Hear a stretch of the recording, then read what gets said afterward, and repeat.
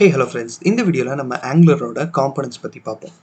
So ஆங்குலரோட அப்ளிகேஷனை நம்ம run பண்ணும்போது பேசிக்கான ஒரு செட்டப்போட இந்த அப்ளிகேஷன் ஸ்டார்ட் ஆச்சு இல்லையா? ஸோ அப்போ தான் நம்ம இந்த பேஜை பார்க்குறோம். ஸோ இந்த பேஜோட கண்டென்ட் எல்லாமே app.component.html இருக்குது. ஸோ இப்போ அதை ரிமூவ் பண்ணிவிட்டு நம்மளே புதுசான ஒரு கண்டென்ட்டை எழுதுவோம். இப்போ நம்ம விஎஸ் கோடில் இந்த எஸ்ஆர்சி அப்படிங்கிற ஃபோல்டருக்குள்ளே ஆப் அப்படிங்கிற இந்த ஃபோல்டருக்குள்ளே வந்தோம் அப்படின்னா app.component.html அப்படிங்கிற ஒரு ஃபைல் இருக்குது. ஸோ இதுக்குள்ளே ஏகப்பட்ட கண்டென்ட் இருக்குது. ஸோ இதனால தான் நம்ம ப்ரௌசரில் இதை பார்க்குறோம். இது எல்லாத்தையும் இப்போ நான் ரிமூவ் பண்ணிவிட்டு ஹலோ வேர்ல்டு ஆங்குலர் அப்படிங்கிறத கொடுக்குறேன். இதை சேவ் பண்ணிவிட்டு ப்ரௌசரில் பார்த்தோம் அப்படின்னா ஆட்டோமேட்டிக்காக அது ரெஃப்ரெஷ் ஆகும். தென் ஹலோ வேர்ல்ட் ஆங்குலர் அப்படின்னு நம்ம டைப் பண்ண டெக்ஸ்ட் இங்கே வந்திருக்கு. ஓகேவா? ஸோ இந்த ஆட்டோமேட்டிக் ரெஃப்ரெஷ் எல்லாமே வந்து வெப்பேக் கான்ஃபிகரேஷனால தான் ஆகுது. இந்த webpack configuration Angular CLI take care பண்ணிக்கும். ஓகே, இப்போது இந்த app.component.ts அப்படிங்கிறத பார்ப்போம். இதில் அட் காம்பனன்ட் அப்படிங்கிறது பார்க்குறோம். ஸோ அட் கொடுத்து காம்பனன்ட் அப்படின்னு கொடுத்துருக்காங்க. ஸோ இது பார்க்க வித்தியாசமாக இருக்குது இல்லையா? ஸோ இதுக்கு முன்னாடி நம்ம ப்ரோக்ராமிங் ஏதாவது பார்த்துருக்கோம் அப்படின்னா, ஜாவாஸ்கிரிப்டில் ஒர்க் பண்ணியிருக்கோம் அப்படின்னா இந்த மாதிரி ஒரு சின்டாக்ஸ் பார்த்துருக்க மாட்டோம். ஸோ இது வந்து டைப் ஸ்கிரிப்டோட சின்டாக்ஸ். இதை என்ன சொல்லுவாங்க அப்படின்னா டெக்கரேட்டர் அப்படின்னு சொல்லுவாங்க. அட் வந்துட்டு அதுக்கப்புறம் ஒரு ஃபங்க்ஷனோட நேம் இருக்கும். ஸோ இது வந்து டெக்கரேட்டர் அப்படின்னு சொல்லுவாங்க. இந்த காம்பனன்ட் அப்படிங்கிறது டெக்கரேட்டர் என்ன பண்ணும் அப்படின்னா இந்த கான்ஃபிகரேஷன் கொடுத்துருக்கோம் இல்லையா? ஸோ இதை பேஸ் பண்ணி இந்த கிளாஸையும் இந்த கான்ஃபிகரேஷனையும் ஒன்று சேர்க்கும். ஓகே, இந்த ஆட் காம்பனன்ட் அப்படிங்கிற டெக்கரேட்டருக்கு இம்மிடியேட்டாக வர்ற இந்த கிளாஸை வந்து நான் எடுத்து இந்த கான்ஃபிகரேஷனோட கம்பைன் பண்ணணும் அப்படிங்கிறது தான் இந்த ஃபங்க்ஷன் பண்ணுற வேலை. ஓகேவா? ஓகே, ஸோ இந்த கான்ஃபிகரேஷனில் என்ன இருக்குது அப்படின்னா இந்த ஆப் ரூட் அப்படிங்கிறது, ஸோ index.html இந்த ஆப் ரூட் அப்படிங்கிறது யூஸ் ஆயிருக்கு. அண்ட் தென் இந்த காம்பனண்ட்டுக்கு இந்த HTML கண்டென்ட் ரெண்டர் பண்ணணும் அப்படின்னு சொல்லி கொடுத்துருக்கோம். அண்ட் தென் இந்த காம்பனண்ட்டுக்கு இந்த சிஎஸ்எஸ் ஃபைலை இன்க்ளூட் பண்ணு அப்படின்னு சொல்லியிருக்கோம். ஓகேவா? ஓகே, இப்போ நம்ம என்ன பண்ண போகிறோம் அப்படின்னா நம்மளே ஒரு புது காம்பனண்ட்டை க்ரியேட் பண்ண போகிறோம். அதுக்கு ஆங்குலர் சிஎல்ஐ யூஸ் பண்ணி ஒரு காம்பனண்ட்டை க்ரியேட் பண்ண போகிறோம். இப்போ விஎஸ் கோடில் இருக்கிற இன்டெகிரேட்டட் டெர்மினலை ஓப்பன் பண்ணலாம். இதில் இந்த ஐக்கானை கிளிக் பண்ணும்போது எனக்கு இன்னொரு டெர்மினல் ஓப்பன் ஆகும். இதில் நான் என்ன பண்ண போகிறேன்னா nggc டெஸ்ட் அப்படின்னு கொடுக்க போகிறேன். ஸோ இதில் ng அப்படிங்கிறது ஆங்கிளரோட சிஎல்ஐயை மென்ஷன் பண்ணும். g அப்படிங்கிறது ஜெனரேட்டோட ஷார்ட்கட்.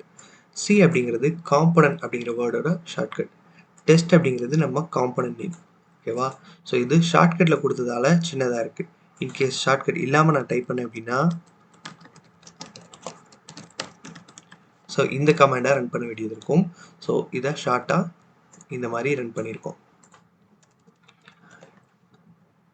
ஓகே, இதை ரன் பண்ண உடனே ஆங்குலர் நமக்காக சில ஃபைல்ஸ்லாம் க்ரியேட் பண்ணியிருக்கு. ஓகேவா? இதில் HTML ஃபைல் இருக்குது, spec.ts ஃபைல் இருக்குது, TS ஃபைல் இருக்குது, CSS ஃபைல் இருக்குது. ஸோ இந்த ஃபைல்ஸ் பற்றியெல்லாம் ஃபோல்டர் ஸ்ட்ரக்சர் வீடியோவில் எக்ஸ்பிளைன் பண்ணியிருப்பேன்.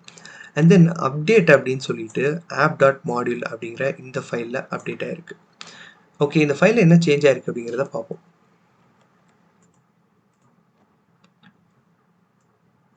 இந்த ஃபைலில் இந்த இடத்துல ப்ளூ கலரில் காட்டுது பார்த்தீங்களா? ஸோ இந்த இடத்துல என்னமோ ஆட் ஆகிருக்கு. அண்ட் தென் இந்த இடத்துல புதுசாக என்னமோ ஆட் ஆகிருக்கு. அதாவது நம்ம டெஸ்ட் அப்படிங்கிற ஒரு காம்பனண்ட்டை க்ரியேட் பண்ணோம் இல்லையா? ஸோ அது இந்த 4 ஃபைலை க்ரியேட் பண்ணியிருக்கு. இந்த 4 ஃபைலும் சேர்ந்து தான் ஒரு காம்பனண்ட்டை க்ரியேட் பண்ணுது. ஓகேவா?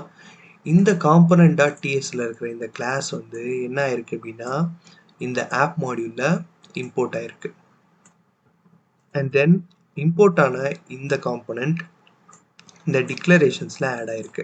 ஸோ மாடியூல் அப்படிங்கிறது என்ன சொல்லியிருந்தேன் அப்படின்னா நிறைய காம்பனண்ட்ஸை ஒன்று சேர்க்குற ஒரு இடம்.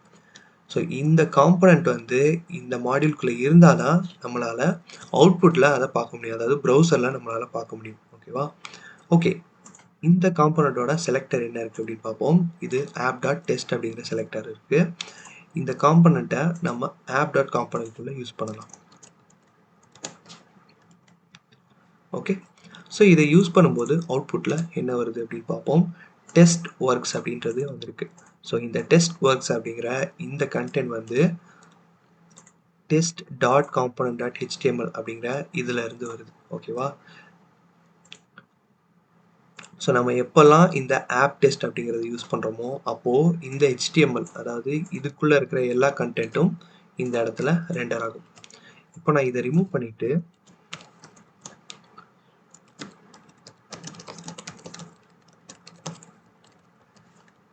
H3 அண்ட் பேராகிராஃப் டேக் வந்து ஆட் பண்ணியிருக்கேன். ஸோ ஆப் டெஸ்ட் அப்படிங்கிற இதை மட்டும் தான் யூஸ் பண்ணியிருக்கேன். ஸோ இந்த 2 டேகும் இந்த இடத்துல ரெண்டர் ஆயிருக்கு.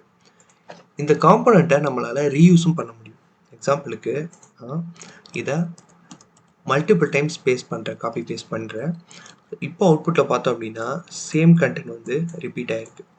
இதில் நம்ம ஜஸ்ட் ஒரு H3 and paragraph take use பண்ணியிருக்கோம். இதுக்கு பதிலாக ஒரு பெரிய காம்ப்ளெக்ஸான ஒரு HTML இருக்குது அப்படின்னா ஸோ அந்த பெரிய HTML வந்து இந்த மாதிரி ரிப்பீட் ஆகும் இந்த இடத்துல. ஓகேவா? ஸோ இதனால் நம்ம ஒரு டைம் மட்டும்தான் இந்த HTML எழுதுவோம். ஸோ அதை நிறைய டைம்ஸ் ரிப்பீட் பண்ண முடியும், அதாவது ரீயூஸ் பண்ணிக்க முடியும். ஓகே, இப்போ நான் என்ன பண்ண போகிறேன் அப்படின்னா app.module.ts அப்படிங்கிற இதில் இந்த டெஸ்ட் காம்பனன்ட், அதாவது நம்ம புதுசாக க்ரியேட் பண்ண ஃபர்ஸ்ட் காம்பனன்ட் இருக்கு இல்லையா, ஸோ இதோட இம்போர்ட் அண்ட் டிக்ளரேஷனை ரிமூவ் பண்ண போகிறேன். ஓகேவா? ஸோ இந்த டிக்ளரேஷன்லேருந்து ஃபஸ்ட் ரிமூவ் பண்ணுறேன். இந்த ஃபைலை சேவ் பண்ணிவிட்டு அவுட்புட்டில் என்ன வந்திருக்கு அப்படின்னு பார்ப்போம். ஸோ இதில் ஃபெயில்டு டு கம்பைல் அப்படின்னு வந்திருக்கு. இது எதனால் அப்படிங்கிறத பார்ப்போம்.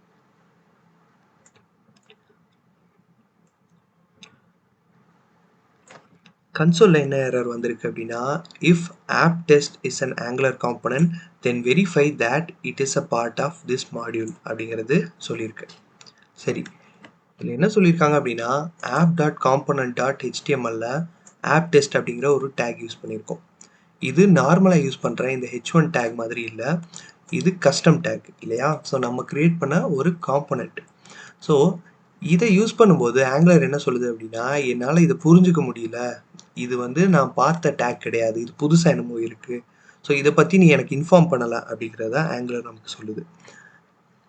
இதை நம்ம எப்படி ஆங்குலருக்கு இன்ஃபார்ம் பண்ணுவோம் அப்படின்னா இந்த காம்பனண்ட்டை இந்த மாடியூலில் ஆட் பண்ணும்போது தான் தெரியப்படுத்துவோம்.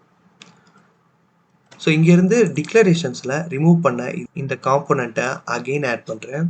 ஸோ இப்போ இதை சேவ் பண்ணிவிட்டு நம்ம ப்ரௌசரில் பார்த்தோம் அப்படின்னா எரர் வந்து போயிருக்கும். ஓகேவா? ஸோ நீங்கள் இந்த மாதிரி ஒரு எரர் பார்த்தீங்க அப்படின்னா ஒரு காம்பனண்ட்டை ஒரு ப்ராப்பரான மாடியூலில் நீங்கள் இம்போர்ட் பண்ணலை அப்படின்னு அர்த்தம். ஓகேவா? இம்போர்ட் பண்ணிவிட்டு டிக்ளரேஷன்ஸில் ஆட் பண்ணால் தான் உங்களுடைய காம்பனண்ட் ஒர்க் ஆகும். இல்லை அப்படின்னா இந்த மாதிரி எரர் த்ரோ ஆகும். ஸோ இந்த வீடியோ யூஸ் ஆயிருக்கும் அப்படின்னு நான் நம்புகிறேன். ஸோ இந்த வீடியோ பிடிச்சிருந்தா லைக் பண்ணுங்கள், உங்கள் ஃப்ரெண்ட்ஸோட ஷேர் பண்ணுங்கள், சேனலுக்கு சப்ஸ்கிரைப் பண்ணிக்கோங்க நிறைய வீடியோஸ் வேணும் அப்படின்னா. தேங்க்யூ.